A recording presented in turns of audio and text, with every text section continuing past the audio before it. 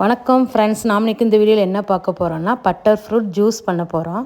அதுக்கு butter fruit எடுத்து வச்சுருக்கேன். அதுக்கு உள்ள சதையெல்லாம் எடுத்து நம்ம ஒரு மிக்ஸி ஜாரில் கலெக்ட் பண்ணிக்கலாம். மிக்ஸி ஜாரில் போட்டுக்கிடுங்க. ஒரு பட்டர் ஃப்ரூட் 2 பாகத்தில் உள்ள சதைப்பட்டு போட்டுட்டு இதில் நான் நல்ல சத்தானதுனால உடம்புக்கு நல்லதுனால நாட்டு சர்க்கரை சேர்க்குறேன். உங்களுக்கு வெள்ளை சர்க்கரை வேணாலும் சேர்த்துக்கிடலாம். இதில் காய்ச்சி வச்ச பால் நம்ம தேவைக்கு சேர்த்துக்கலாம். பால் ஒத்துக்கிடாதவங்க தண்ணி கூட சேர்த்து அரைச்சிக்கலாம். எங்கள் பால் சேர்த்தா குழந்தைகளுக்கு ரொம்ப நல்லது, குடிக்கிறதுக்கு டேஸ்ட்டாக இருக்கா. பால் சேர்த்து நான் அரைச்சிருக்கேன். இதில் சின்ன சின்ன பீஸும் கொஞ்சம் கிடக்கும், அதோடு குடிச்சிக்கலாம், நல்லா டேஸ்ட்டாக இருக்கும்.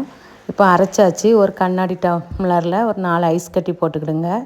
போட்டுட்டு நம்ம அரைச்ச ஜூஸை டம்ளரில் ஊற்றிக்கலாம்.